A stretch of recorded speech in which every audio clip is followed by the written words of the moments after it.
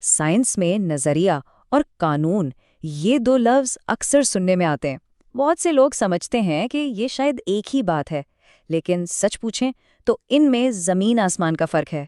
تو آئیے آج اسی فرق کو آسان لفظوں میں سمجھتے ہیں۔ یہ جملہ تو ہم سب نے کہیں نہ کہیں ضرور سنا ہوگا، ارے یہ تو بس ایک تھیوری ہے۔ عام طور پر یہ بات تب کی جاتی ہے جب کسی سائنسی بات کو ہلکے میں لینا ہو یا اسے کمزور ثابت کرنا ہو، لیکن سچ تو یہ ہے کہ اس ایک جملے کے پیچھے ایک بہت بڑی غلط فہمی چھپی ہوئی ہے۔ تو چلیے اسی غلط فہمی کی تہہ تک جاتے ہیں اور دیکھتے ہیں کہ سائنس کی دنیا میں نظریہ کا اصل مطلب آخر ہے کیا۔ تو سوال یہ ہے کہ ایک سائنسی نظریہ ہوتا کیا ہے؟ دیکھیے، روزمرہ کی گفتگو میں تو اس کا مطلب ہوتا ہے کوئی اندازہ یا خیال، لیکن جب بات سائنس کی آتی ہے نا، تو اس لفظ کا مطلب بہت گہرا اور بہت طاقتور ہو جاتا ہے۔ ایک سائنسی نظریہ دراصل کسی بھی قدرتی عمل کی ایک ایسی جامع وضاحت ہے جس کے پیچھے ٹھوس ثبوت ہوں، یعنی اسے بار بار کیے گئے تجربات اور مشاہدات سے ثابت کیا جا چکا ہو۔ یہ کوئی ہوائی بات یا صرف ایک اندازہ نہیں ہے۔ تو ایک نظریہ بنتا کیسے ہے؟ یہ کوئی راتوں رات ہونے والا کام نہیں ہے، اس کے پیچھے ایک پورا عمل ہے۔ پہلے کئی سارے مفروضے سامنے آتے ہیں، پھر انہیں سختی سے بار بار آزمایا جاتا ہے، اور جب تمام ثبوت ایک ہی طرف اشارہ کرتے ہیں تب جا کر ایک مضبوط نظریہ وجود میں آتا ہے۔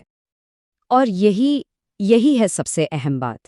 ایک نظریہ صرف یہ نہیں بتاتا کہ کیا ہو رہا ہے، بلکہ یہ اس کے کیوں کی گہرائی میں جا کر وضاحت کرتا ہے۔ یہ کسی بھی عمل کے پیچھے جو مشینری کام کر رہی ہے نا، اس سے ہمارے سامنے لاتا ہے۔ مثال کے طور پر سیل تھیوری کو لے لیں، یا جین تھیوری، یا پھر نظریہ ارتقاء۔ یہ صرف خیالات نہیں ہیں، یہ تو جدید بائیولوجی کی بنیادیں ہیں۔ انہی کی وجہ سے ہم اس دنیا کی پیچیدگیوں کو سمجھ پاتے ہیں۔ چلیے اب بات کرتے ہیں قانون کی۔ اگر نظریہ کیوں کا جواب ہے تو قانون ہمیں بتاتا ہے کہ کیا ہو رہا ہے۔ بالکل سیدھا سادہ، یہ فطرت کے ایک اٹل اصول کا بیان ہے۔ تو ایک سائنسی قانون ایک ایسا آفاقی بیان ہے جو قدرتی دنیا کے کسی ایسے عمل کو بیان کرتا ہے جو ہمیشہ ہر حال میں ایک ہی طرح سے ہوتا ہے۔ جیسے اگر کوئی چیز ہاتھ سے چھوڑیں تو وہ ہمیشہ نیچے ہی گرے گی۔ یہ ایک مشاہدہ ہے، ایک حقیقت۔ اور بس یہی بنیادی فرق ہے۔ قانون بتاتا ہے کہ کیا ہوتا ہے، نظریہ وضاحت کرتا ہے کہ کیوں ہوتا ہے۔ سادہ سی بات ہے، قانون ایک مشاہدہ ہے اور نظریہ اس مشاہدے کے پیچھے کی وجہ۔ مینڈل کے وراثتی قانون اس کی ایک بہترین مثال ہے۔ دیکھیے، یہ قانون بتاتے ہیں کہ خصوصیات والدین سے بچوں میں کیسے منتقل ہوتی ہیں، لیکن یہ قانون یہ نہیں بتاتے کہ اس کے پیچھے جو جینیاتی میکینزم ہے وہ کیوں اس طرح کام کرتا ہے۔ وہ وضاحت تو وہ جین تھیوری ہی دیتی ہے۔ ٹھیک ہے، تو اب ان دونوں تصورات کو آمنے سامنے رکھ کر دیکھتے ہیں تاکہ فرق بالکل واضح ہو جائے۔ تو خلاصہ یہ ہے، نظریہ کیوں کی وضاحت کرتا ہے جبکہ قانون کیا کا مشاہدہ بیان کرتا ہے۔ نظریات وقت کے ساتھ نئے شواہد کی بنیاد پر بہتر ہو سکتے ہیں، لیکن قوانین فطرت کے اٹل اصول مانے جاتے ہیں جو قدرتی حالات میں تبدیل نہیں ہوتے۔ لیکن سوال یہ ہے کہ ان دو لفظوں کے فرق کو سمجھنا آخر اتنا ضروری کیوں ہے؟